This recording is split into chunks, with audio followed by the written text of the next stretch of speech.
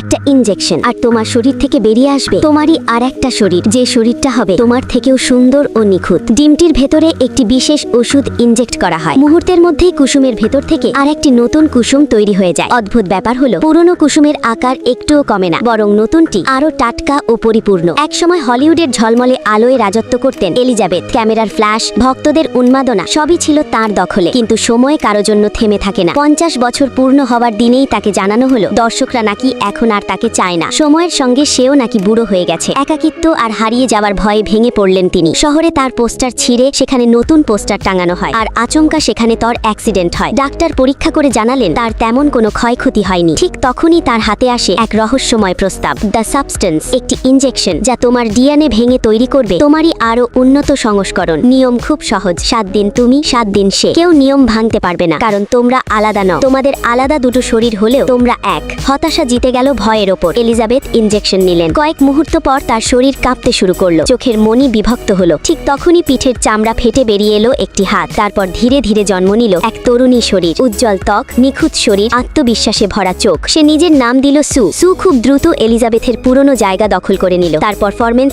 এতটাই ভালো ছিল যে টেলিভিশন তাকেই চাইল। দর্শকরা পাগল হলো। কোম্পানি তাকে বানালো নতুন তারকা। কিন্তু সাফল্যের সঙ্গে সঙ্গে বদলাতে লাগলো তার মন। সে ঘৃণা করতে শুরু করলো পুরনো এলিজাবেথের শরীরকে। বাড়ির এক কোণে লুকিয়ে রাখলো তাকে, যেন একটা অপ্রয়োজনীয় জিনিস। নিয়ম ছিল প্রতি 7 দিনে শরীর বদল। কিন্তু এক রাতে প্রেমিকের সঙ্গে কাটানো আনন্দের জন্য সু নিয়ম ভাঙল। সে এলিজাবেথের শরীর থেকে অতিরিক্ত স্থিতিকারক টেনে নিয়ে নিজেকে ইনজেক্ট করলো। পরদিন যখন এলিজাবেথ জেগে উঠে দেখল বাড়ি সম্পূর্ণ এলোমেলো। অচেনা পুরুষের হেলমেট টেবিলে পড়ে আছে। কিন্তু তখনই তার চোখে পড়ে এক ভয়ঙ্কর কাণ্ড। ধীরে ধীরে তার শরীর বিকৃত হয়ে যাচ্ছে। ভিডিওটির বাকি অংশ দেখতে চ্যানেলটি সাবস্ক্রাইব করুন।